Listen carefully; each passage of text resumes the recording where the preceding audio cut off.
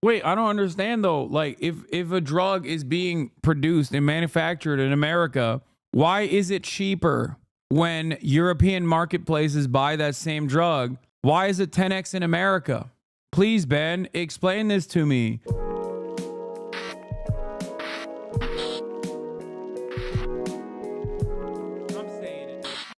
So I want to show you Ben Shapiro has not given up on this issue. I don't know why he's that hard I don't know why he's this hard-headed and he hasn't like dropped this. Folks, the reason we moved on to some other shit that is more favorable for him. He is just like, nope. He's just like, no, we're going to talk about this. Folks, well, no matter what, we're just going to keep pumping this situation. And this time he's coming after Bill Burr. Yesterday, Luigi Mangione, who is the alleged of the United Healthcare CEO, he had been arrested in Altoona, Pennsylvania, and he was brought into the courthouse in Hollidaysburg, Pennsylvania, where he immediately began shouting at the... Chat, tell me how many dislikes this has. Ben saying Bill is disconnected from reality is insanely ironic. Oh, now they're at 50-50? Finally, it's gotten down to 50-50 for Ben. My insurance denied our claim when my third child was born. It wasn't a mistake. We fought with them for 2 months over it, and they finally agreed to pay. The right and left agree on this issue. The healthcare system is broken. We, the regular people, are the ones suffering, not millionaires. I feel like I'm being gaslit. He's suggesting that the CEO of the biggest healthcare insurance company in the U.S. has zero effect on anything around him. Yeah. It's cool that we just had a presidential election where healthcare basically never came up. Marginal improvement might have worked in 2016, but definitely not now. No, marginal improvement might not. No, that's incorrect. I don't think you understand. If you think that marginal improvement might have worked in 2016, you fail to understand the anger and resentment that people felt when they voted for Donald Trump. You feel, however, that we're making progress in this country and worldwide? No. I will never say that progress is being made. If you stick a knife in my back 9 inches and pull it out 6 inches, there's no progress. Mm-hmm. You pull it all the way out, that's not progress. The progress is healing the wound that the blow made. And they haven't even begun to pull a knife out, much less try and heal the wound. People don't even acknowledge that a knife exists. They won't even admit the knife is there. Yeah. That is the wonderful attitude that the Democrats have. That's it. Anyway, my dad used to say the Republicans stab you in the heart and the Democrats stab you in the back. The press, it's not totally clear what he is saying here, but here is video of him emerging from a police car and being ushered into the jailhouse where he... All right, get to the Bill Burr problems. part. This means you get to shoot people, which has some sort of surfing accident where he had a really bad back injury that apparently left him in crippling pain. And he had a surgery that is very often unsuccessful that implanted a series of pins in his spine. And he presumably was having some sort of fights with some health insurance company, but that is totally unclear. And he did leave a manifesto. His manifesto is very short. It's 262 words. And it is worth exploring because it is a window into the mind of people who tend to believe that because the world is filled with problems, this means you get to shoot people, which is unfortunately a growing sentiment on the left and even some parts of the right. So here is what... There's something so funny about Ben saying this because has there been a right-wing shooter that Ben hasn't said is good? Like when right-wingers engage in vigilante justice against those who are powerless, ultimately, Ben loves that shit. He loves it all day, every day. He hypes that shit up. Ben loves it when Israel is shooting. Wait, I'm in this video? Ben loves it when, at what, 42?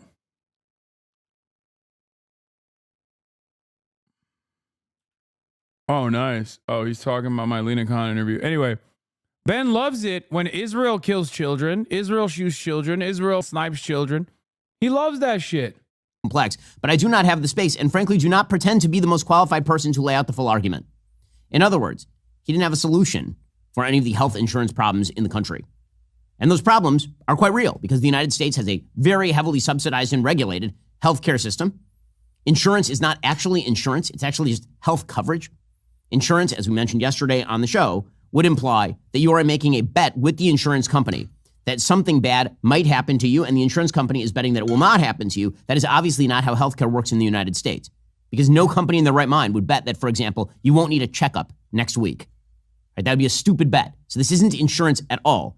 It's health coverage that is provided at discount based on government subsidy and also based on collective risk pooling. Okay, that's actually how the system works, and the system doesn't work particularly well in a lot of ways. I love that he's going back to his roots. This is extremely my shit. This is old hat Ben. This is how he used to do.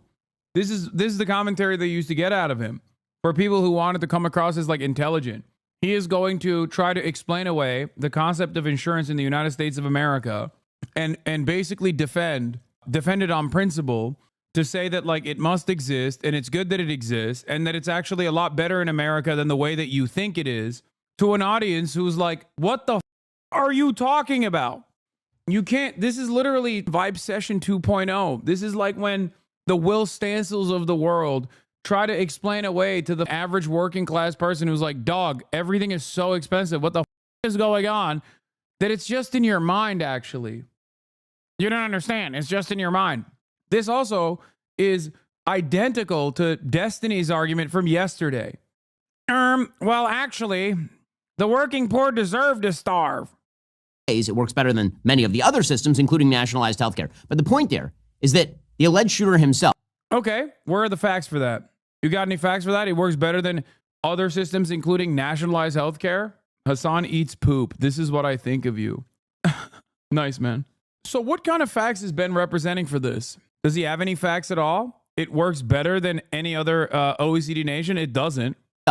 Is angry at a system that he says he does not fully understand and he has no proper solutions for. And by the way, he happens to be wrong on the merits. So when he says that the United States has the most expensive healthcare system in the world, but we rank roughly number 42 in life expectancy, there's an excellent thread from a person named Jeremy Wait, he's right. What the fuck? Kaufman, laying out some of the statistics with regard to the United States healthcare system. And the point that he makes is that healthcare spending in all countries tracks income. In other words, the more people get rich, the more they spend on healthcare. And this is true across countries. Here, for example, is a chart of health spending increasing rapidly with real income. Wait a minute. So our healthcare is more costly because we're richer. Sure, there is a level of that. It's somewhat understandable. Okay, we're a richer nation, which means that we have, the pay for doctors is going to be higher. Fine, fair. Okay, the pay for a nurse is going to be higher than other countries. Fair. Okay, wages. But there's no reason for the same medicine that's going to the United States to be an entirely different price point. It's the same medicine going to the European markets. I wonder why it's so much more expensive in the United States of America. Oftentimes, the distribution patents are not even held by the same companies, for the record. American healthcare, the American pharmaceutical market is so busted that the distribution patent for the United States of America and Canada is oftentimes separate from the distribution patent for the entire planet. That's how large of a market the American healthcare market is, the American pharmaceutical market is. So what the f is that about? How does that work? Anyway, in terms of healthcare spending increases rapidly with real incomes, this is only part of the equation, just so you understand. So if, for example, you live in Hungary and you have a significantly lower income, you're going to spend less on your healthcare. And as your income rises, you're going to spend more on your healthcare. That is true everywhere. It is true in Norway. It is true in Canada. It is true in Italy. It is true in Spain. It is true everywhere. It is almost a straight line arithmetic correlation here. That as you make more money, you spend more money on your healthcare, which of course makes sense because you care very deeply about your healthcare. That is not a giant shock. As it turns out, if you actually correlate healthcare costs. What's funny about this is that, yes, what he's describing is normal market conditions, except given the factor that inelastic demand exists in healthcare, as in, if you don't have healthcare, you die, okay? Other countries, other OECD nations that are on that list have actually either so severely regulated their marketplaces because of that inelastic demand, or just have some semblance of socialized structure there. That is exactly what keeps those prices down. It's not just about wage increases that cause healthcare costs to go up, okay? His argument hinges on the crazy idea that $100,000 of MRI is more healthcare than an MRI that costs $10,000. Exactly. In many instances, the procedure is the same procedure, but the price is infinitely higher. It's not even that I'm pretty sure he cooked that graph somehow. The U.S. is well documented as spending way more per capita than normalized the cost of living on average. I know. That's the other part of this as well. I assume that this graph is misleading, but this is the idiotic chart that Matty Iglesias put forth that is so easily destroyed. Two charts you need to look at simultaneously to understand. Americans spend far more than foreigners out-of-pocket for healthcare. Americans have a relatively low out-of-pocket share of healthcare spending. This is an insane thing. Average out-of-pocket health spending per capita, Americans spend far more than most of these other countries, okay? Household out-of-pocket spending as a share of current health expenditures, on the other hand, is much lower. It's using a logarithmic y-axis and a linear x-axis. It's not really an exponential relationship and not linear. Yeah.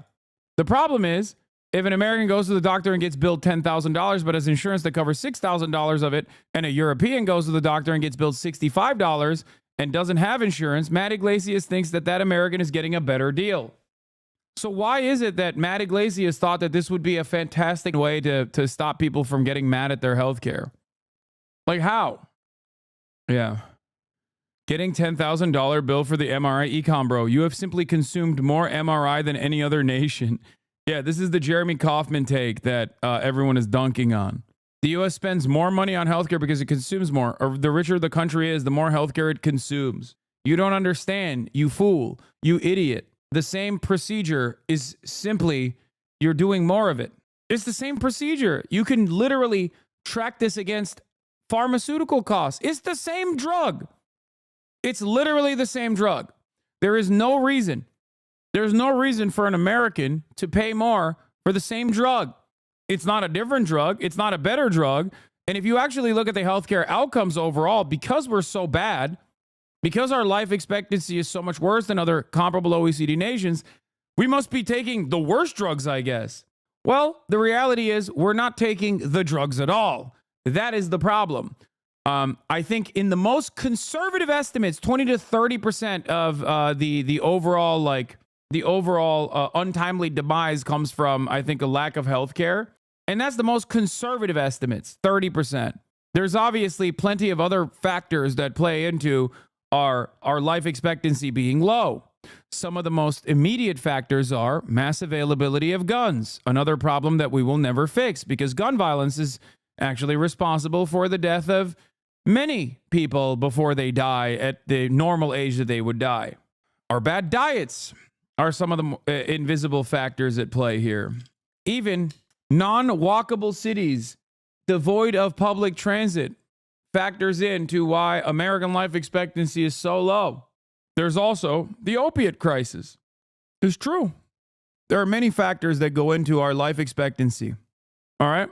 Having said that, however, healthcare is also horrible. So Ben's argument is idiotic here.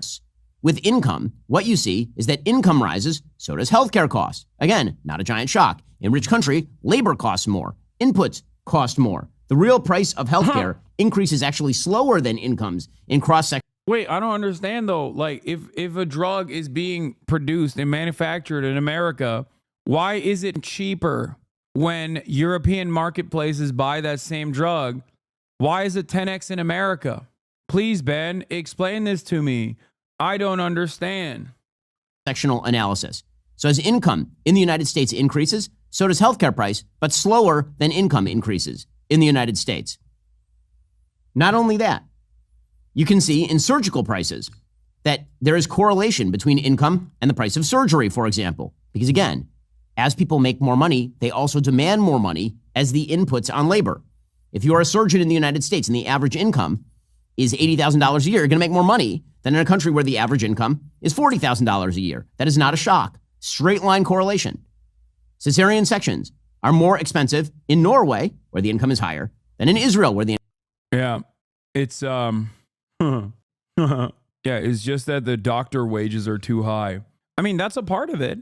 That's definitely a part of it, but not the only part of it. Seems to me like if we care about efficiency, as Ben claims he does, then we should maybe cut out this ineffective middleman that is just simply expanding prices for no reason. Also that a bunch of shareholders that have bought into this expensive, unnecessary middleman turn profit year over year. I think the funniest part about this is that not only is Ben wrong, but it's also funny because even if he was right, people would just be like, what the f- are you saying? Are you saying that the healthcare system is good? Are you stupid? Of course you think the healthcare system is good, Ben. You're rich. You're rich as f- and part of your wealth directly comes from you defending private capitalist interests like this.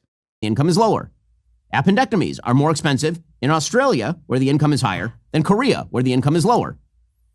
And none of this is a giant shock. In other words, the market mechanisms Like you're talking about market mechanisms in socialized medicine. The out-of-pocket cost for a Norwegian cesarean section is $0. The out-of-pocket cost for an American cesarean section is, I don't even know what it is, but it's obviously way more expensive. So for the average consumer, that's all they care about, dumbass. That's the whole point. And the argument is that if the government was actually paying for it, like in many of these other socialized systems, when they actually have the welfare of the public in mind, that they would take action to ensure that there was more public welfare. They would also take action when bulk purchasing pharmaceutical prices that enter the market. And in that process, they would ensure that those prices are kept as low as physically possible. America is the largest consumption engine on the planet. We have a lot of leverage. If we had an actual socialized pharmaceutical structure or socialized medicine in this country, we could just say, oh, dude, you're not entering the American marketplace unless you literally give us the same prices that you're giving to Europe.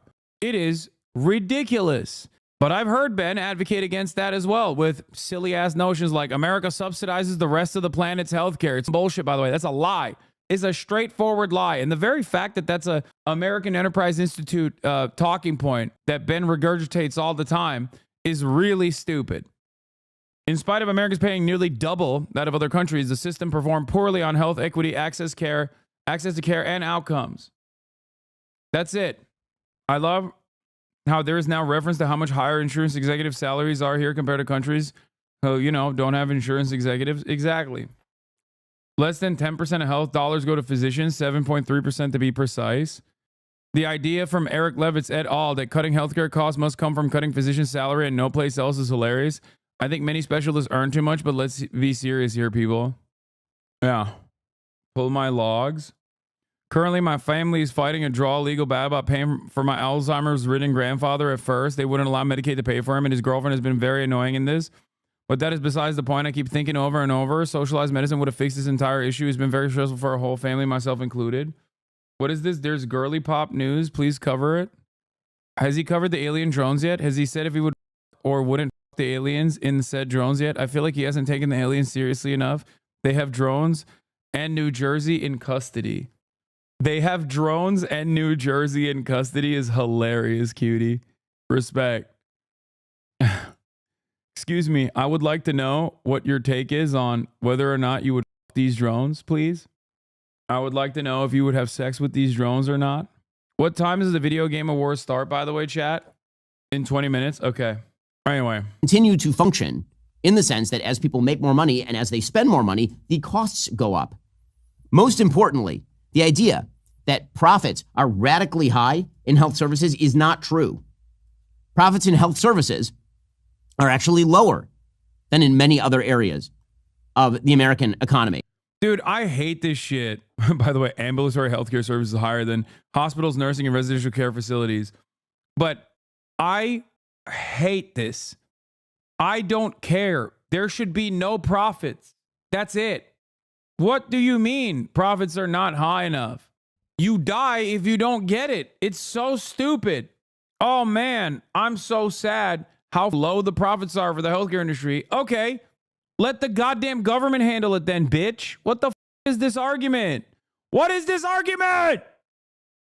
So if you look at hospitals and nursing and residential care facilities, the profits are somewhere in the neighborhood of 2% to 5%, somewhere in that neighborhood. If you look at construction, they're way higher than that. Profits are really, really high in manufacturing, for example, but they're not particularly high in the healthcare industry, again, because of regulation and subsidization. So why exactly is it that we spend so much money? Oh, he's saying profits are not high for healthcare because of regulation and subsidization. Ben's advocacy is to make it even more costly. If left up to Ben, he doesn't even want regulation. Not entirely certain how subsidization is actually making profits low, but it also doesn't entirely make sense because, yes, for example, United Healthcare's profit margins are 6%. This is profit margins, okay? These are profit margins. United Healthcare's profit margins are 6%. That's $33 billion in profit. $33 billion! What do you think has a higher profit margin? What I do as a Twitch streamer or United Healthcare? My profit margin is insanely high. What do you think brings in more revenue overall? What a stupid argument. United Healthcare alone is the fourth most profitable company. Yes, it deals in $500 billion in overall revenue. Just because this manufacturing as an industry is above all this other shit does not mean that, like, you know, manufacturing as an entire sector is raking in trillions of fucking dollars in profit in the same way that healthcare is. Just because the profit rate is low doesn't mean that they're not making a shit ton of money. Also, one thing to remember always is profits are a stupid way of looking at this because companies are incentivized to keep profit rates low anyway. Their jobs are to still, like, executive compensation is before profits come in. Like all of this other shit that they're buying, mergers and acquisitions, all of that, stock buybacks, these are before profits. So just because a company's profit margins are low doesn't mean that it could not have been higher year over year. Also, this isn't even insurance. This is just hospitals and nursing and residential care facilities, which Ogre is right. I didn't even realize. This is not even health insurance. But health insurance is there. It's at 6%. For United Healthcare, it's at 6%. That's what their profit margin is. Yeah, United paid out $10 billion in dividends last year alone, which isn't calculated in profits. Industry, again, because of regulation and subsidization. So why exactly is it that we spend so much money, but we get so little input in terms of our health expectancy rising, our life expectancy rising? Well, number one, there is in fact a law of diminishing returns when it comes to healthcare spending. It's true across countries. At a certain point, a massive increase in healthcare spending only leads to a marginal increase in life expectancy. And this is not just true of the United States, it's true literally everywhere. So for example, the cross-sectional relationship in terms of how much you spend on care and the outcome is totally flat. So the life expectancy in, for example, Israel and Luxembourg is totally the same, but the health expenditure per capita is wildly different. So Israel is spending about $2,500 health expenditure per capita, and the life expectancy in Israel is... Wait, where's America on this list? Where's America on this list? Also, this is from 2011. Maybe it's not from 2011. It's from 2011 dollars. About 82 and a half years.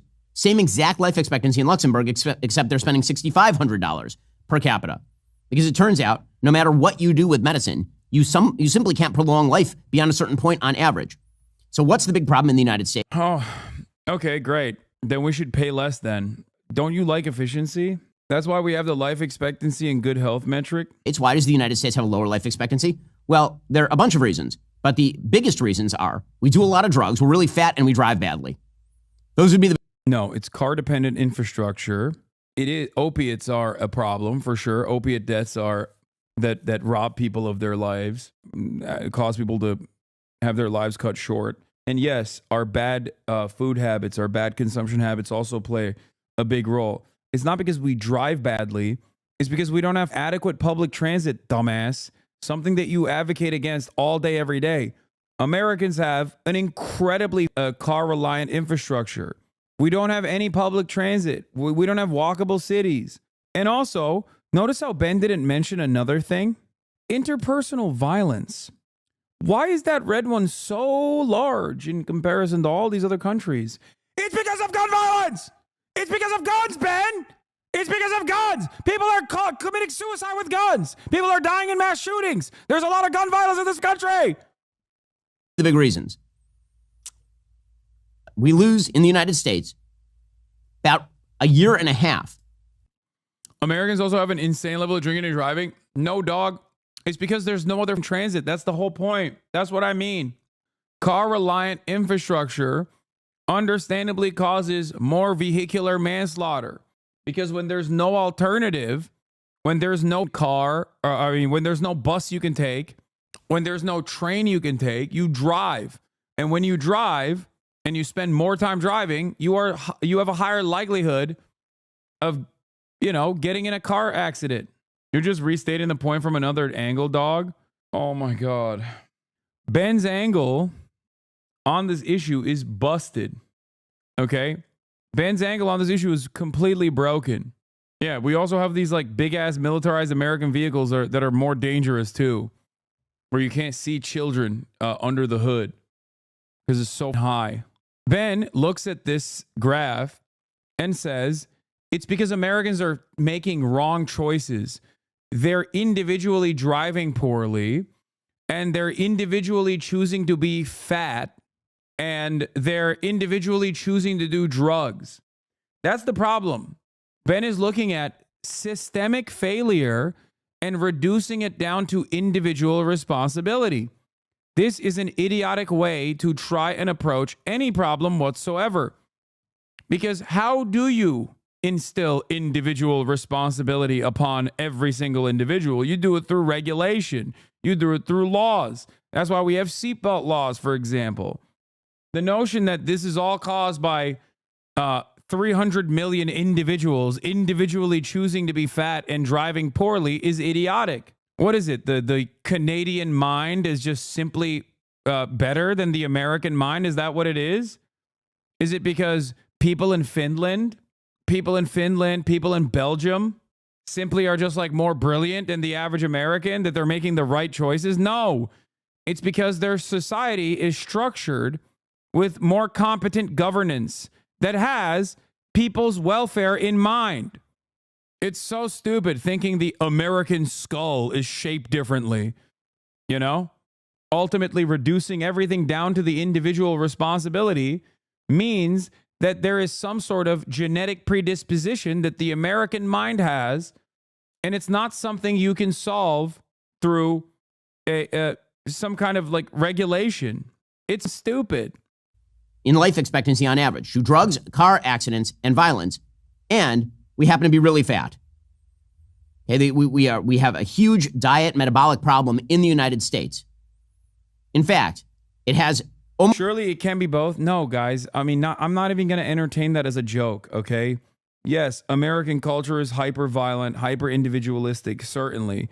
But when we're looking at problems, systemic problems, and problems that obviously require systemic solutions, you can't just deflect the attention away down to the individual, okay? I'll give you an example. The one that I used already, vehicular manslaughter, car accidents, okay? Let's say you want to take public transit to work. How are you going to do that in a city like Los Angeles? How are you going to do that? It doesn't exist. What do?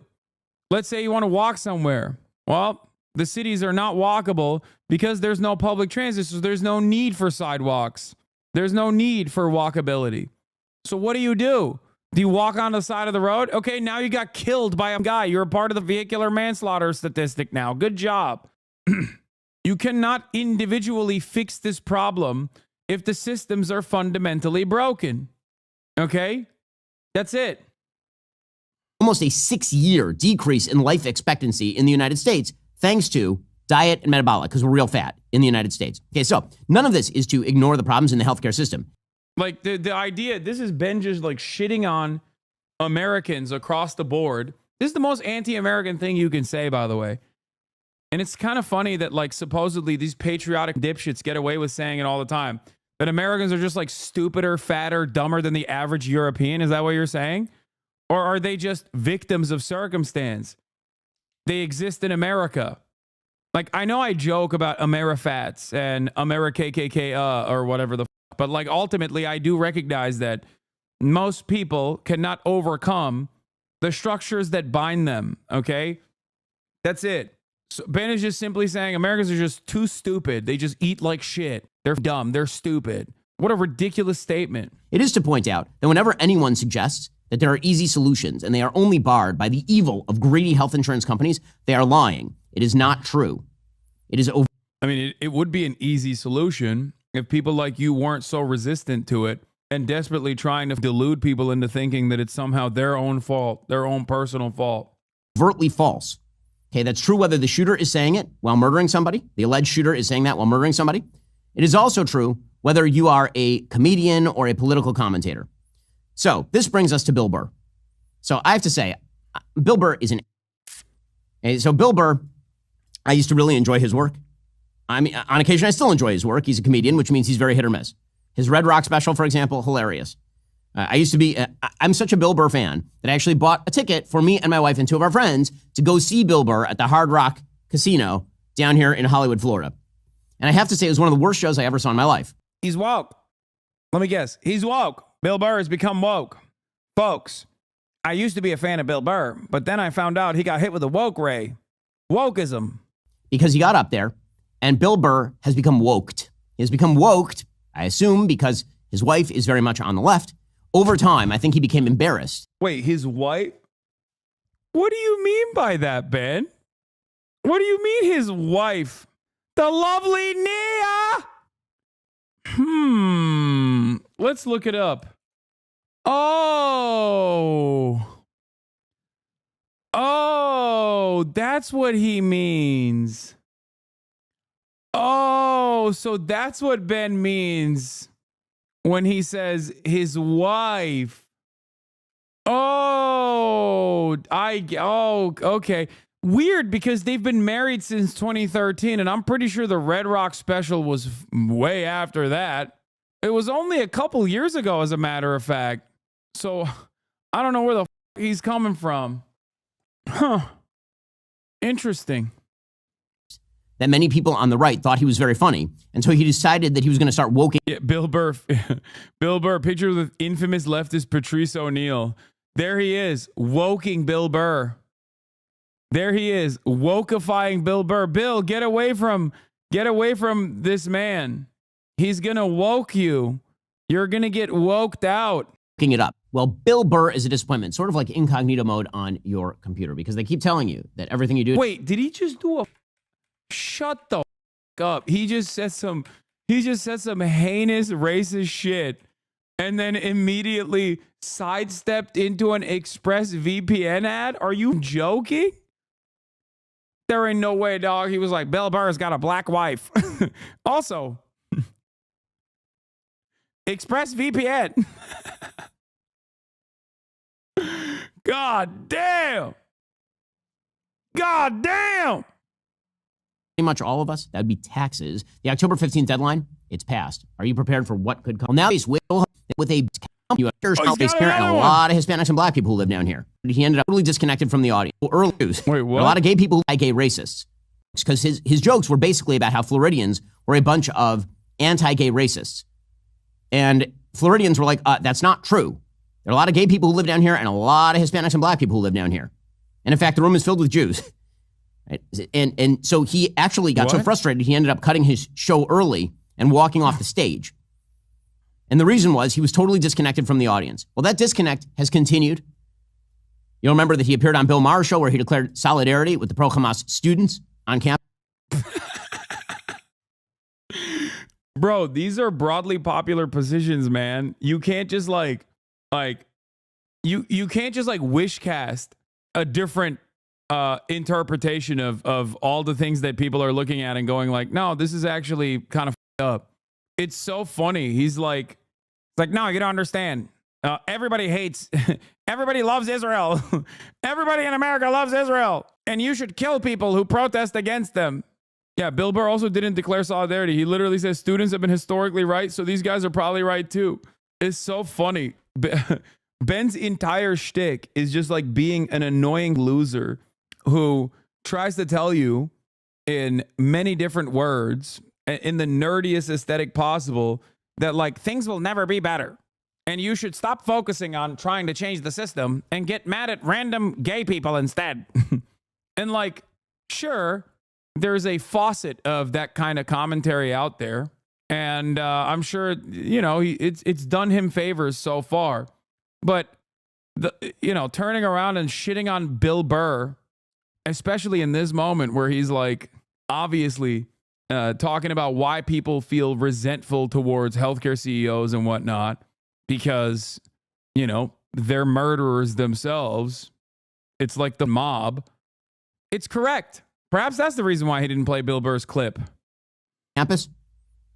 And now he is proclaiming that he is very happy that CEOs are walking around in fear for their lives. Okay, now, you do get some extra points for being a comedian in today's day and age, meaning that we'll tend to give you some more leeway to say edgy things because you're trying to be funny. And it's not clear to me here that Bill Burr is attempting to be funny. This is just his actual political opinion. He's not saying anything funny or insightful here. Here is Bill Burr yesterday explaining that he is perfectly fine with CEOs having to live with full-time security because they fear they might be shot because, after all, they're murderers too. Oh, my God. Oh, the poor CEOs. Oh, the poor CEOs. Good luck, Ben. Good luck on this endeavor. I'm sure you're gonna really get your audience riled up. The poor CEOs, they're scared for their life. They should be able to kill people. I don't understand. What do the comments look like? No, they're shitting on him. I feel like I'm being gaslit. He's suggesting that the CEO of the biggest healthcare insurance company in the U.S. has zero effect on anything around him. Invite Bill on your show, I dare you. It's absolutely rich when Ben says things like, just because you had a bad experience with a health insurance company, having a bad experience with a health insurance company isn't like a barista messing up your morning coffee and you hope to get a better one tomorrow. These bad experiences result in people losing their loved ones and being denied or prolonged life-saving medication and procedures. Hey, Ben, how are you going to get legislation changed when the very people who are responsible for changing legislation are being bought and paid for by pharma and insurance companies? This is a rich guy trying to say insurance companies are justified charging you thousands of dollars for a hospital visit. I agree with Bill Burr. As a former cancer patient, each chemotherapy session infusion bag I remember was $20,000 billed to insurance. Coverage for my husband's asthma inhaler was denied this month and for the first time ever. He's had the same script for 25 plus years. Too many ads. I don't even like watching Ben anymore. It's hard to keep track of the stories when he's dropping ads right in the middle of each story. How about putting the ads in between the stories instead? If our healthcare system works so well, why do so many people hate it? Love how you didn't show the full quote. The media is completely out of touch and is an insult to the American people and their lived experiences. Ben, the average working person has little to no voice in these systems. It is obvious. Dude, imagine how right-wing normally YouTube comments are. And I'm willing to bet that a big chunk, I mean, these guys aren't socialists going into the comments of Ben Shapiro to literally turn around and be like, oh, I'm actually a right-winger. Like, they're not lying. These are right-wingers. These are not just right-wingers. They're like annoying right-wingers. They're the type of right-wingers that go and get their notes from Ben Shapiro. It's a real unique kind of right-winger. We have a hype train going, by the way. Speaking of ads and how annoying they are. Remember, I no longer serve ads, but you can still support the show by subscribing for $7 now, I think. Or for free with a Twitch Prime by connecting your Amazon Prime account to your Twitch account. You get one free Prime subscription a month. Also, Bill Burr's been talking about executing CEOs and hunting them down for years. Here it is. They focus on. You know what I mean? There's a guy from Nestle that doesn't think water is a human right. I mean, that guy should be hunted down and shot. Yeah. Right? And they're going to sit and just talk about, talking about all the, I don't know what they're talking about. Yeah, we got to get America back to work. It's like, dude, this guy wants to own the rain. Can we do something about this guy? He was at Nestle. You're supposed to be happy, like making cocoa for people. And this guy's like going, well, people are running out of water. What if we owned all the water and we kept it under our place? And in the future, when everybody's, that's how you picture the guy talking. I want to own the water. I want to have it underneath my house. And just, I'll come to the door in a robe, slightly ajar. Right? Just a complete animal. Just a complete animal.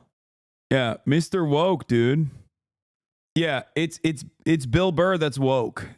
It's not Ben that's quote unquote woke in this situation, wokely scolding people for feeling some type of way about the way the current insurance structure is so damaging to the average person's life. I don't believe that Bill Burr holds the same standard for comedians. There's an argument that's been made by the left. It is a crap argument when made about comedians, and it's a crap argument when made about CEOs. The argument goes something like this on the left. People like Bill Burr mock the vulnerable. They mock the marginalized, and thus I mean, I shit on those people all the time. Whenever people come for Bill Burr, I tell them to shut the fuck up. This is part of the reason why. Because, once again, 1, he's a comedian. 2, he is an asshole. 3, you don't have to agree with everything he says.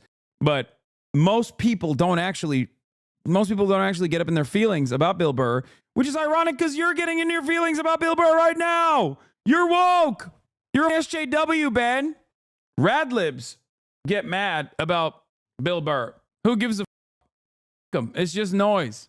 Plus, they are a danger to the vulnerable and the marginalized. So presumably, yeah, he's literally mad that Bill Burr isn't pro-Israel. Like, that's the most SJW branded shit you could do, dumbass. I can't believe it. Bill Burr wants Hamas students to kill me.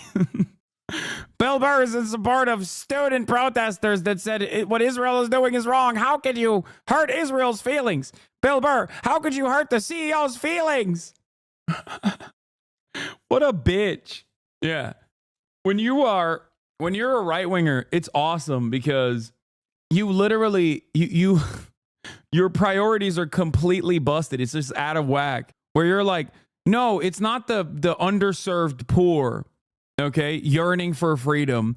It's not those who are getting bombed into bits by America's greatest ally, Israel, that are actually those who are marginalized. It's the CEOs, and it's actually the fascist state of Israel. Those are the poor people that must be defended at all costs. It's the wealthiest people in society that we must protect. Bill Burr should have to live in fear of making a joke. Bill Burr should have to live in fear because he doesn't know who he's damaging. In any case, here is Bill Burr openly cheering the murder. It took him 14 minutes to get to this Bill Burr clip, by the way, of a United Health executive because he says CEOs should live in fear if they don't act in the way that he would have them act in a system that he has no fixes for, by the way. You know, I think you don't like his fixes. What's annoying me about this kid who killed this CEO is none of these news programs are talking about the incredible lack of empathy from the general public about this because of how these insurance companies treat people when they are at their most vulnerable after we've all given them our money every month and now we finally need you and all you do is deny us. And then all of these things are taking the pictures of their CEOs off their websites. You know, I got to be honest with you, okay? I love that CEOs are afraid right now. You should be. By and large, you're all a bunch of selfish, greedy pieces of shit. And a lot of you are mass murderers. You just don't pull the trigger. That's why it looks clean. That's why these people look, oh my God, oh, he was just, walking into a hotel. It's like, okay, but what was his job? What did he do? What was the results of it? Okay, Bill Burr is a piece of... Okay, well, what he is saying here is truly evil. He's truly evil. He's saying you should live in fear if you're the CEO of a company and that company does things that... Dude, imagine posting this and then thinking this makes Bill Burr look bad and not you for criticizing this in the most annoying ways possible. Oh my God, I can't believe this very popular, beloved comedian is saying what, the overwhelming majority of American society believe. How dare he? These guys are so primed to hate CNN, so at least you should take your cues from CNN. When you notice yourself making an argument that is identical to CNN, maybe you'll realize that you're out of touch. This is not any different than what CNN is saying, Ben. This isn't any different than what New York Times is saying. Same shit when it comes to Israel too, by the way. Just remember, these guys, they're not so different. Bill Burr deems to be bad things. Now, we have laws on the books, for example, that prevent things like fraud. Okay? We have laws on the books that prevent things like embezzlement. We have laws on... Yeah, and they do a fantastic job. Oh, wait, no, they don't, because the structure is designed by rich people. The very fact that healthcare is for profit is already ridiculous to begin with. It is indicative that the system is a failure overall. On the books that punish criminal activity. If you don't like the system, and many people don't, the proper response to that system would be legislation. In a democratic republic, the way that you fix problems is you have open discussions of the details of those problems, and then you try to craft regulatory or legal fixes. You do not. Which I will stop every step of the way. If you ever suggest that something should change, I will tell you, you're wrong.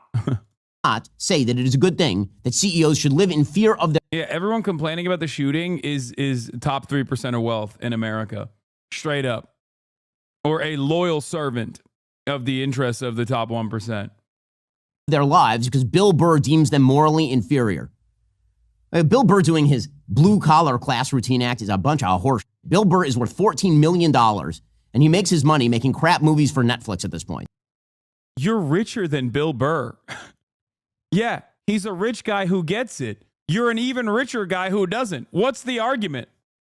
This is so funny whenever people are like, wow, the kid was from a rich family. Luigi was from a rich family. Isn't that crazy? It's like, okay, how rich are you? Like, what are we doing? What is this pocket watching? Like, this is something that I will never understand. Like, what is the expectation here? That he should shut the fuck up and defend the CEOs instead? Is that what it is? Is that what the argument is? I love it because, you know, for obvious reasons, I have a very deep and personal connection to this line of criticism because it's probably the one that I get every single day. It's like, oh, you're rich. Why do you advocate for the poor? It's like, okay, I'm not black, but I advocate against anti-black racism. I'm not trans. I advocate against transphobia. I'm not a woman. I advocate against patriarchal constructs that harm women. I'm not getting an abortion anytime soon, but I think women should have bodily autonomy. The f*** is this? Yeah.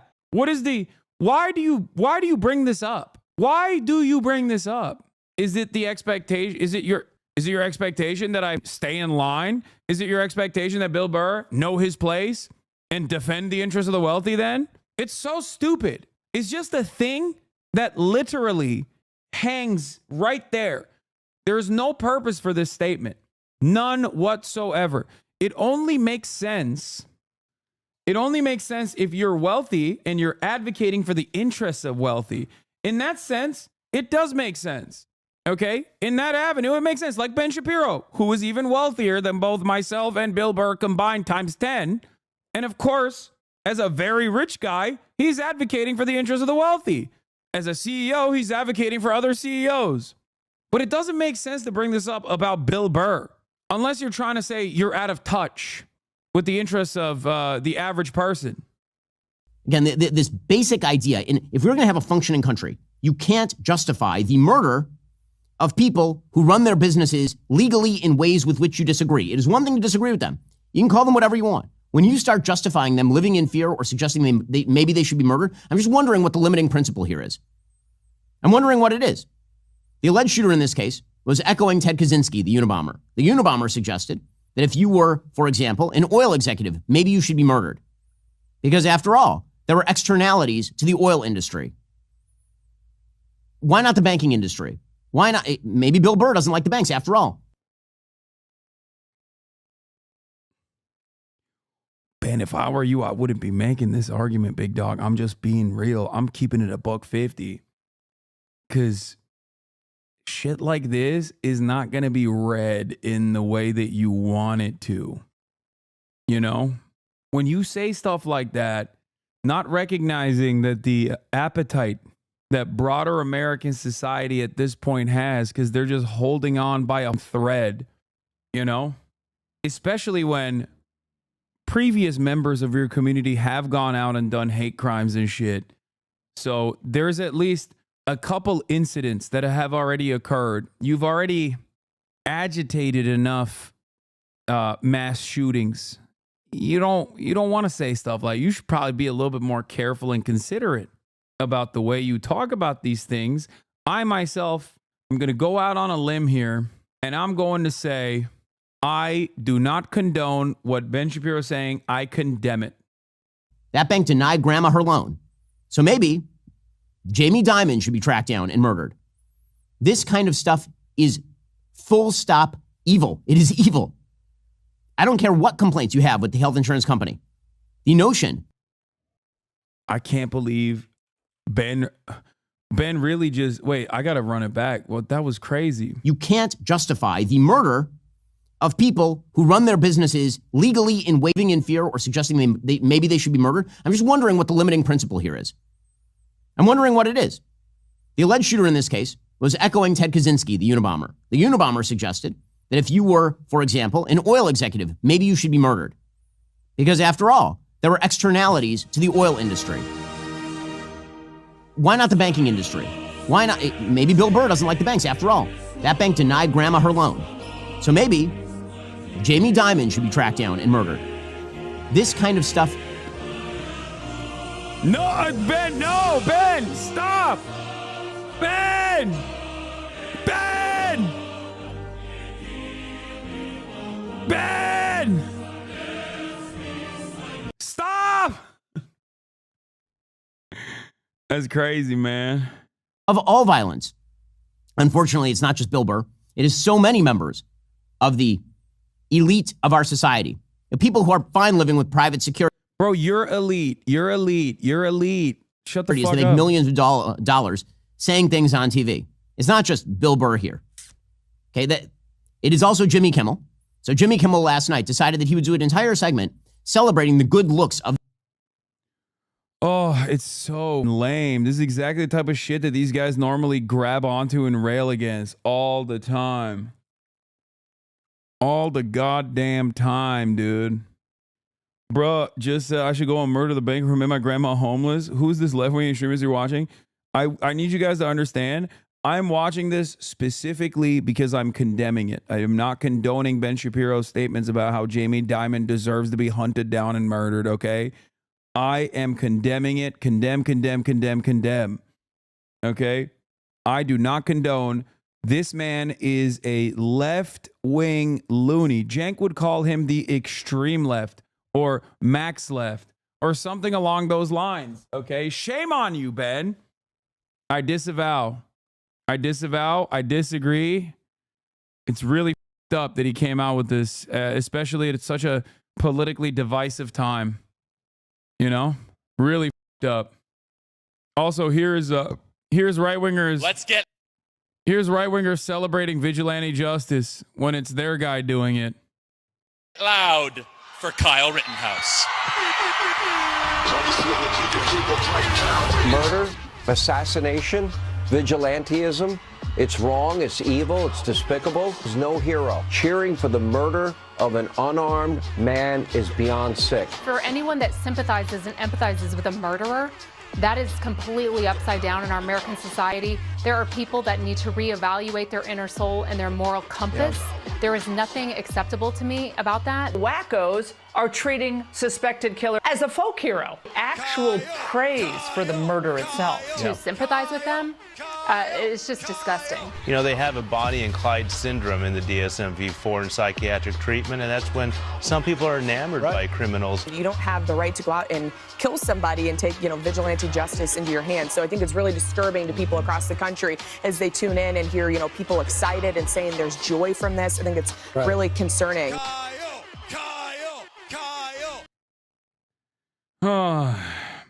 That's it.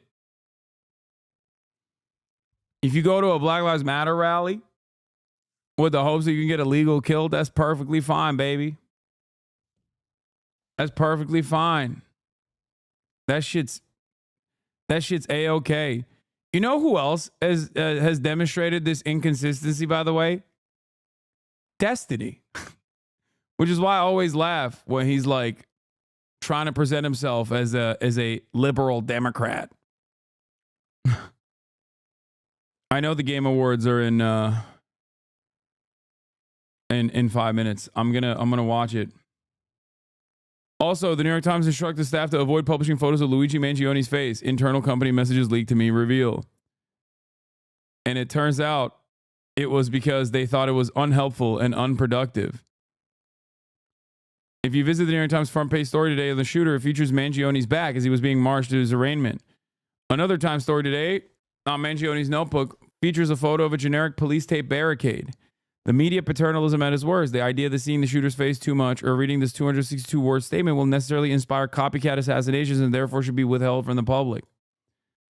My publication on Mangioni's manifesto yesterday came after multiple journals and companies like the New York Times and NBC told me that their outlets were in possession of the manifesto but would not be publishing it.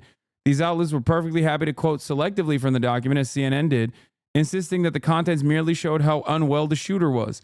Flagrant editorializing. That's the problem with selective disclosure. It shapes the narrative in subtle ways that can be misleading. National security officialdom, from cops to CIA, are masters at this. Take, for example, what is perhaps the most storied photograph in CIA lore, the above picture of 9/11 mastermind Khalid Sheikh Mohammed.